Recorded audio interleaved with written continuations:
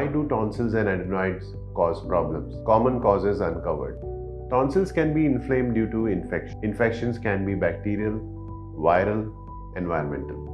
Bacterial infections में mostly Streptococcus एक bacteria है जो अक्सर आपके टॉन्सिल को असर करता है। वायरसेस में फ्लू वायरस, इन्फेक्शियस मोनोन्यूक्लियोसिस, ऐसे कई वायरसेस हैं जो आपके टॉन्सिल और एडिनॉइड को असर करते हैं। Environmental factors like dry air, too much of dust, pollution, food factors जैसे कि आपने कोई भी ऐसा पदार्थ खाया जिसमें आर्टिफिशियल कलर्स हो, एडिटिव्स हो, कई बार उनसे भी टॉन्सिल और एडिनॉइड में इन्फ्लेमेशन हो सकती है। कई केसेस में ये इन्फ्लेमेशन क्रॉनिक हो जाती है and then it becomes a chronic tonsillitis. Any person who is suffering from 4 to say 6 or 7 attacks in a year, that person is deemed as chronic tonsillitis और ये इंसान सर्जरी के लिए एलिजिबल है। Causes for adenoid problems.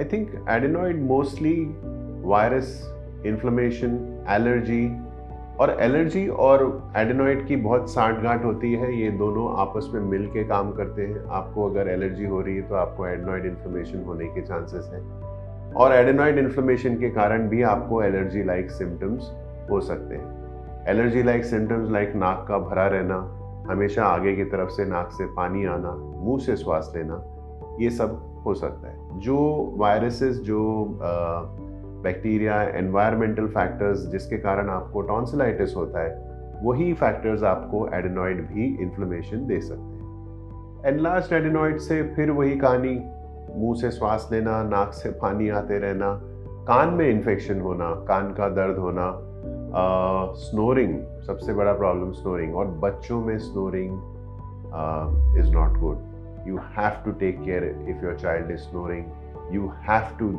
Take care आपके बच्चे के दांत सही तरीके से नहीं आ रहे हैं, आप कुछ भी उसमें स्लीप डिस्टर्बेंसेस देखते हैं, तो इन सारे कंडीशंस में आपको डॉक्टर के पास जाना है।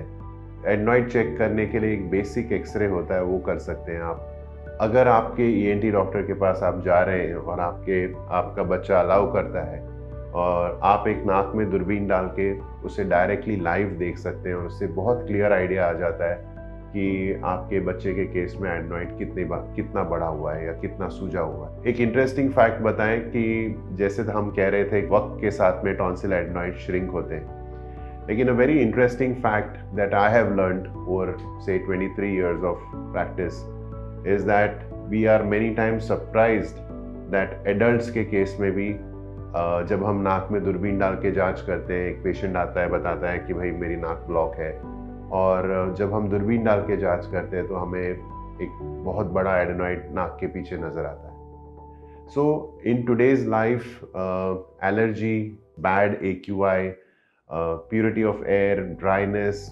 लाइफस्टाइल जिसमें हम बहुत AC फिर नॉन AC और अक्सर फुल समय AC में रह रहे हैं, बच्चे AC स्कूल जा रहे हैं, इन सब केसेस में एलर्जी की मात्रा बहुत बढ़ गई है पहले से।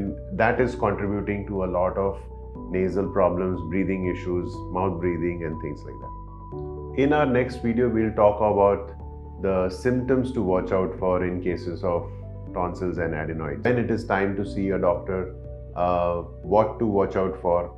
Don't forget to like, comment and subscribe to our channel. Thank you.